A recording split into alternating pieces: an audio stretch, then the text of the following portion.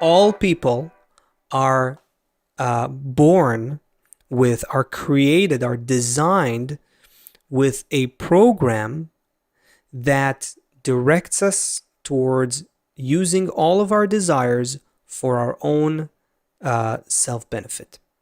That is true for That's what a any dog human does. being. That's what a Any dog human does. And a being. dog is not evil. That's what a bird does. A bird is not evil. Every Sure, creature does that. I sure, don't call a but bird evil. I don't call an ant evil. They're born. They get up in the morning. They say, okay, mhm. well, I need to do this for the hive. I need to go get something to eat. I need to make a baby ant. It's not evil. Yeah, but the human is different. The human um, um, has a conscious. The animals, they fulfill their desires. They have simpler desires: food, sex, shelter, procreate. All that stuff. Um, they go to fulfill their desire, and that's it. The human is different.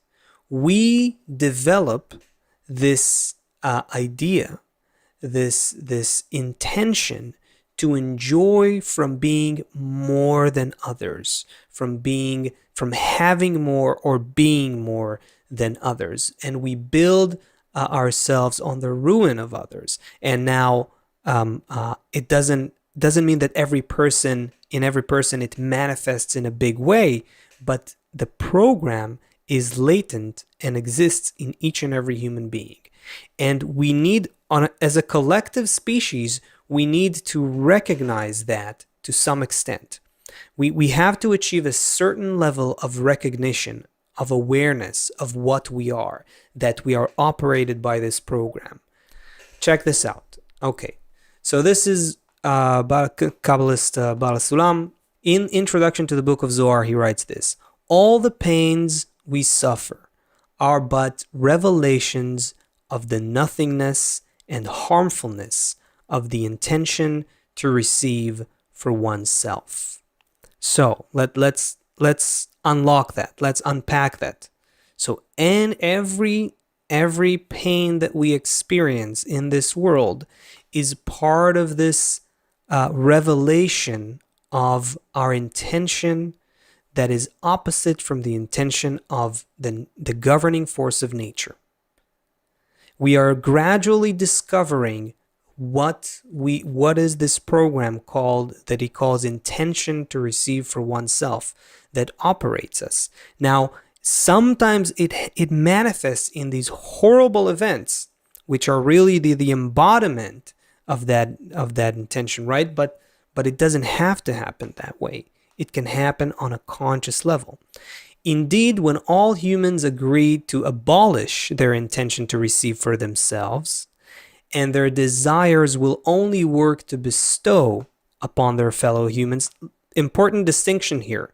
We don't need to cancel our desires to live and enjoy life and have fulfillment in life. The abolishment that he's talking about here is a deeper program that operates our desires. It's the purpose for which we enjoy. It's the purpose for which we receive pleasure. It's the direction in which we use our desires. When that direction is towards ourselves, then it keeps us opposite from the spiritual fulfillment, from the spiritual reality. When all humans agree to relinquish that, and their desires will only work to bestow upon their fellow humans, all worries and jeopardy in the world would cease to exist. We would all be assured of a healthy and wholesome life, as each of us would have the whole world caring for us. That's the answer for what you asked before. If we're so interdependent and interconnected, how can one be safe? That's the only way to be safe. We have to introduce a new intention in the body of humanity, a new system, a new direction for the cells of for all people to work for. Last one. While each of us only has a desire to receive for oneself, which is the current state that we experience in our world, this is the source of all the worries, suffering, wars, and slaughter and mass shootings that we cannot escape. Ultimately, that's the nature of evil, if you want to put it like that. That's the technical, the mechanical nature of it. Okay, good idea. Everyone should be happy and love each other, and that would be great, and then we would have no problems. Yeah, but I'm not saying he's not saying to us here, and I'm not saying it either that it's just going to happen. Kabbalah is not this utopian think. Okay, so the whole problem is that we're evil towards each other. We need to be good and loving towards each other, and everything will be great. No, it's a Yep, complicated that's what it sounds process. like. Well, it's not what we're saying. What we're saying is this: there is a process of recognition of evil that needs to happen and a development of our conscious desire to be something else. That's called free choice. Free, a volitional, conscious participation in our evolution. That's what nature needs from us.